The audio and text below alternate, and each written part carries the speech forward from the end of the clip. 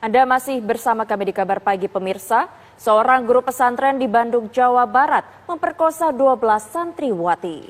Tindakan bejat terdakwa dilakukan sejak tahun 2016 hingga 2021.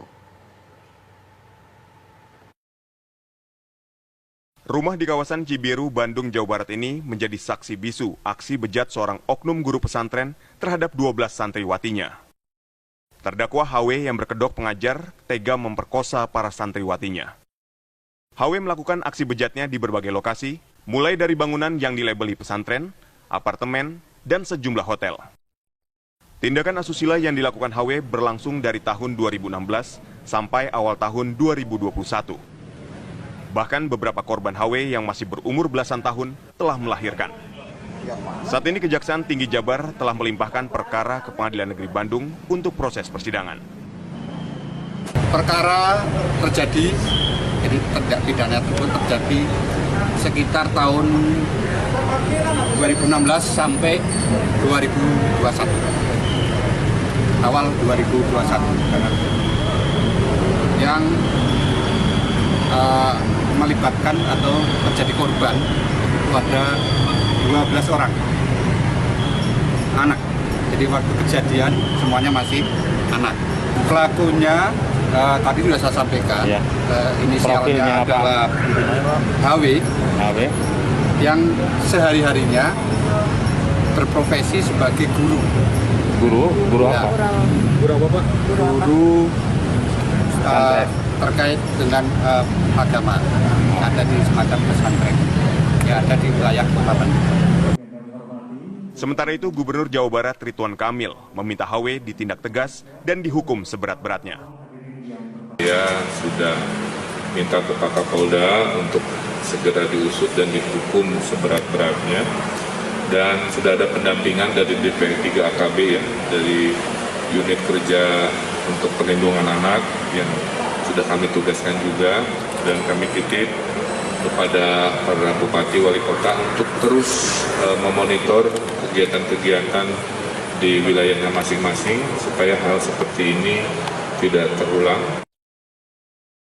Atas perbuatannya, HW yang merupakan tenaga pendidik didakwa melanggar Undang-Undang Perlindungan Anak dengan ancaman hukuman 20 tahun penjara. Dari Bandung, Jawa Barat, Asep Barbara, TV One, mengabarkan.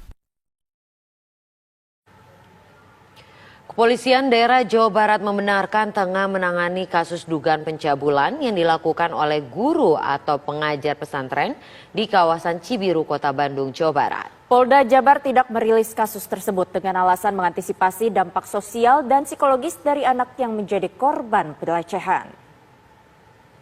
Awal Mei itu ada laporan terkait ada pencabulan yang dilakukan oleh salah satu dosen pengajar di pesantren yang ada di daerah Cibiru terhadap anak-anak santrinya yang berusia masih belasan tahun. Nah, mengapa kita tidak rilis? Karena ini menyangkut dampak sosial dan dampak psikologis dari anak yang mengalami pelecehan seksual tersebut, sehingga kita tetap melakukan penyidikan dan sekarang sudah berada di tangan kejaksaan, dalam artian berkas dan tersangka sudah disampaikan atau dikirim kepada kejaksaan. Jadi itu benar sekali bahwa kita sudah melakukan penyidikan. Ruda paksa terhadap santriwati di Bandung, Jawa Barat rupanya terjadi di sebuah tempat yang berkedok pesantren. Hal itu diungkap Pusat Pelayanan Terpadu Perempuan dan Anak P2TP2A Garut, Jawa Barat.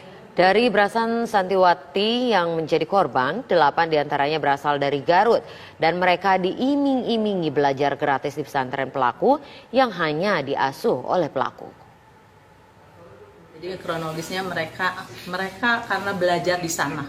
Itu apalagi kurun waktunya memang dari 2016 sampai 2021 sampai kemarin di waktu Mei ini terbongkar semuanya. Ya gitu ya. Dari 11 berapa anak, Bu? Asal Garut? 8 dari Garut. Dari semua dari kita. Jadi 8, 1 sampai ada 2 anak. Nah ini tapi dari semua sekarang selama 6 bulan semua sudah lahir. Jadi kan tadi di TV saya melihat 2 lagi hamil, tidak. Sekarang semua sudah dilahirkan. Sudah lahirkan. Iya, semua ada di ibunya mereka masing-masing. Berapa anak itu, Bu, yang sudah melahirkan? Semuanya 8. Oh, 8. 8. dari anak-anak ini. Jadi sebenarnya mereka sekolah di sana juga karena gratis. Jadi mereka banyak bertalian saudara dan tetangga. Jadi seperti yuk kita belajar di sana gratis. Nah inilah awalnya. Dan mereka kurun waktu 2016 sampai 2021 mereka ada di sana. Nah itulah anak-anak itu.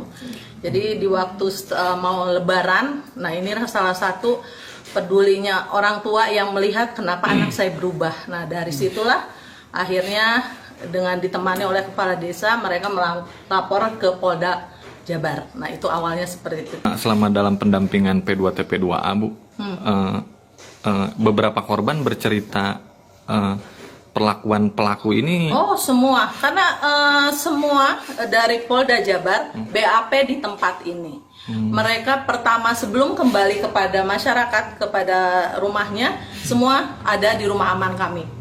Jadi bagaimana detail, ini psikolog kami yang menanyakan bagaimana kejadian merinding. Anak-anak yang masih rata-rata di bawah 13 tahunan gitu ya, mereka waktu itu belajar diperlakukannya seperti itu. Modusnya seperti apa Bu?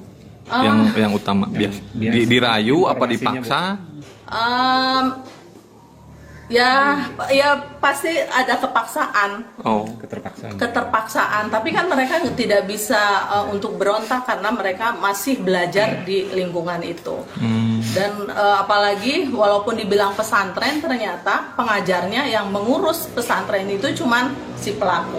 Walaupun ada guru yang datang, ternyata mereka diiming-imingkan untuk belajar, tapi ternyata mereka belajarnya adalah guru datang itu. Nah itu pelaku kalau itu ya main tarik-tarik aja.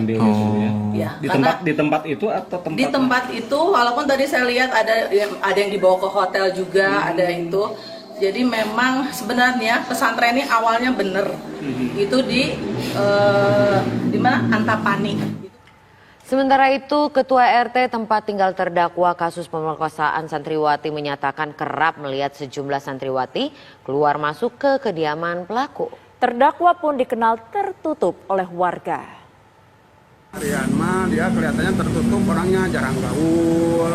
Kadang-kadang kalau saya temui ke rumahnya kayak susah lah, anak-anaknya juga tertutup. Kadang-kadang dia tidak mau ada tamu dari luar.